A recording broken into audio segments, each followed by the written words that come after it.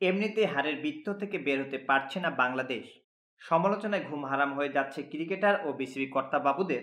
তার উপরে নানা অনিয়ম অব্যবস্থাপনায় শেষ হওয়া বিপিএলে ফ্রাঞ্চাইজি মালিকের কলঙ্কের কালি এসে পড়ছে বিসিবির ওপর।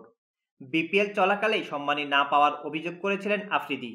উপস্থাপিকা ইয়াশা সাগর এক প্রকার ঢাকা থেকে পালিয়ে গেছেন আংশিক সম্মানী নিয়ে।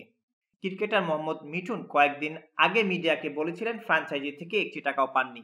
একাদশ বিপিএল এর রানার্স আপ চিটাগং কিংসের বিরুদ্ধে অভিযোগের শেষ নেই। ফ্র্যাঞ্চাইজি স্বত্বাধিকারী সামির কাদেরের বিরুদ্ধে অর্থ না দেওয়ার ভুরি ভুরি অভিযোগ। পাকিস্তানের সাবেক কিংবদন্তি ক্রিকেটার আফ্রিদি বকেয়া নিয়ে চিটাগং কিংসের বিরুদ্ধে অভিযোগ জানিয়ে বিসিবি সভাপতিকে ইমেল করেছিলেন। ফারুক আহমেদও ইমেল পাওয়ার বিষয়টি স্বীকার করেছেন। মেন্টর হিসেবে আফ্রিদির সঙ্গে চুক্তি চিটাগং কিংসের। বিষয়টি ফ্র্যাঞ্চাইজি ও আফ্রিদিকে মেটাতে হবে বলে জানিয়েছেন বিসিবির সভাপতি। তিনি বলেন, আমি একটি মেল পেয়েছি, এখানে বিসিবি সম্পৃক্ত নয়। খেলোয়াড় হলে বোর্ড থেকে উদ্যোগ নেওয়া যেত, কারণ চুক্তির একটি বাধ্যবাধকতা থাকে।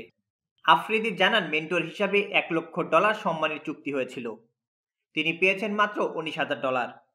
বিডি নিউজকে তিনি বলেন, আমার সঙ্গে চুক্তি ছিল $1,00,000।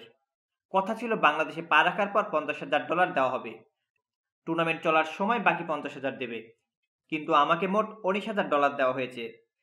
কালকে দেব, দুদিন পরে দেব, এসব বলে বারবার ঘোরানো হয়েছে। চুক্তি অনুযায়ী সব দায়িত্ব পালন করেছি, টাকা দেওয়া হয়নি। সামিরের আচরণে হতবাক হয়ে গেছি, এমন কিছু আশা করিনি। আফ্রিদি সম্মানী না দেওয়া এবং যোগাযোগ বিচ্ছিন্ন থাকার ব্যাপারে জানতে চাওয়া হলে সামির কাদের চৌধুরী বলেন, $1,00,000 চুক্তির বিষয়টি সত্য। বকেয়া টাকা চেয়েও মেসেজ দিয়েছেন। আমি অসুস্থ থাকার কারণে উত্তর দিতে দেরি হয়েছে। তার অভিযোগ সম্পর্কে জানার পর মেসেজের উত্তর দিয়েছি। যেহেতু চুক্তি হয়েছে, এখন সমঝোতার মাধ্যমে টাকা দেব। কারণ তিনি পরবর্তী সময়ে ছিলেন না, তাকে আনার প্রয়োজন পড়েনি, সমাধান করে ফেলব। বকেয়ার খাতা বড় হয়, রানার্স আপ চিটাগং কিংসকে প্রাইজ মানি টাকা দিচ্ছে না বিসিবি। ফ্র্যাঞ্চাইজি বকেয়া পরিশোধ করার পর প্রাইজ মানির টাকা দেওয়া হবে বলে বিসিবির একটি সূত্র নিশ্চিত করেছে।